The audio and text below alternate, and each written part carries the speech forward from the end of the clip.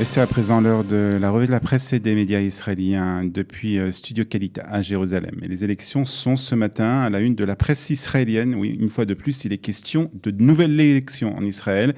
C'est en tout cas ce que pense le Israël Hayom qui titre « Illusion des élections ». Et le Yediot Ahronot qui titre « En route pour des élections numéro 4 » avec un cri lancé ce matin par Sima Kadmon, la journaliste du Yediot Ahronot, qui demande aux politiciens israéliens d'arrêter immédiatement. Stop, écrit Sima Kadmon, qui ne comprend pas comment des politiciens sont capables de prendre 9 millions d'Israéliens pour un nouveau tour d'élection. Élections qui ne changeront rien, ajoute l'éditorialiste du Yediot Ahronot. Et l'une des preuves qu'Israël se dirige vers des nouvelles élections est le fait que Binyamin Netanyahu et Benny Gantz sont rendus hier au Machane Yehuda, au marché de Jérusalem, pour rencontrer les Israéliens. C'est, nous dit le Yediot Ahronot, une étape obligatoire dans une campagne électorale. Ajoute donc ce matin le quotidien. L'Israël Hayom parle aussi des instructions que Binyamin Netanyahu aurait données aux députés du Likoud. Il faut se comporter comme si nous étions entrés en campagne électorale, aurait dit donc le Premier ministre. En tout cas, c'est en première page du Yediot, du Israël Hayom ce matin. Et puis le Haaretz rapporte des propos d'un responsable du Likoud qui a déclaré que hier, le mercredi d'hier, pourrait être le dernier mercredi de la 23e Knesset. Ce gouvernement ne fonctionne pas. Retourner aux urnes serait terrible, mais continuer de la sorte serait encore pire, a-t-il déclaré sous le couvert de l'anonymat.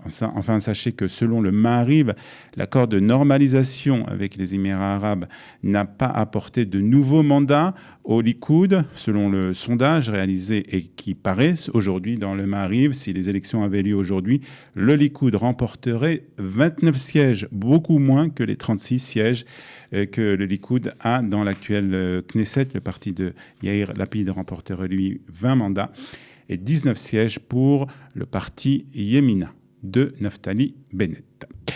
Et le Yediot Ahronot nous apprend que le prince Faisal Ben Farhan, qui est le ministre des Affaires étrangères de l'Arabie Saoudite, a exclu que son pays suive l'exemple des Émirats arabes en nouant des relations diplomatiques avec Israël en l'absence, dit-il, de paix avec les Palestiniens. Il doit y avoir une paix entre Israël et les Palestiniens, s'appuyant sur des bases internationales reconnues en faveur de la création d'un État palestinien, a-t-il déclaré lors d'une conférence de presse à Berlin. Quand cela sera atteint, alors tout sera de nouveau possible, a ajouté le ministre, des propos qui sont repris ce matin par le Yediot Ahronot. Et Galei Tzahal, la radio de l'armée israélienne, parle ce matin des déclarations cette nuit du président Trump, qui a confirmé que les Émirats arabes étaient intéressés par l'achat d'avions F-35.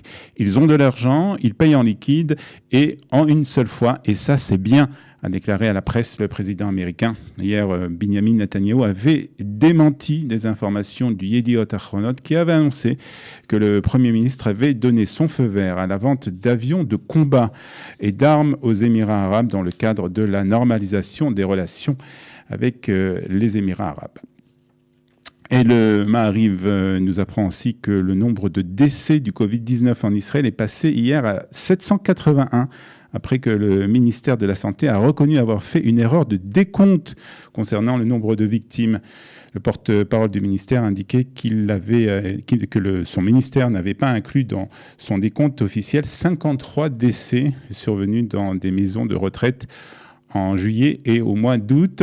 11 111 nouveaux cas de contamination coronavirus ont été recensés depuis hier en Israël, portant le bilan total à 97 783 personnes infectées depuis le début par le coronavirus, selon le dernier rapport donc du ministère de la Santé et qui est publié ce matin dans la presse israélienne. Et l'Israël Hayom, toujours concernant le coronavirus, nous apprend que le cabinet du corona doit se réunir. C'est un cabinet des ministres pour lutter contre le coronavirus en Israël. Il doit se réunir aujourd'hui pour prendre des décisions très importante, nous dit le Israël Hayom, dans la lutte contre le corona. Le professeur Gamzou déclare qu'il fera tout ce qu'il peut pour éviter un nouveau confinement généralisé, car, nous dit Ariel Kahana dans l'Israël Hayom, c'est bien de cela qu'il s'agit, confinement à l'approche des fêtes de Tishri.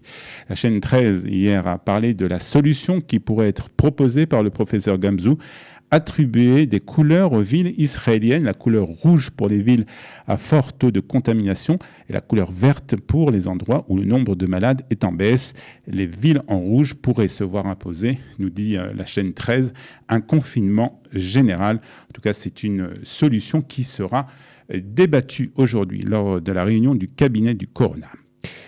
Et nous terminons cette revue de la presse et des médias israéliens par une information sportive et historique. C'est en tout cas ce que déclare ce matin le Israël Hayom, en nous annonçant que pour la première fois, un cycliste israélien participera au Tour de France. Il s'appelle Guy Niv, il a 26 ans et fait partie de l'équipe israélienne Startup Nation. Je ne vais pas jusqu'à Paris que pour la photo, déclare le sportif au quotidien. Je veux plus qu'une photo, ajoute-t-il. Guy Niv déclare aussi que lorsqu'il s'est entraîné sur le mont Hermon, il s'imaginait dans les Pyrénées ou dans les Alpes. Guy Niv, le premier Israélien à participer au Tour de France, c'est la photo du jour.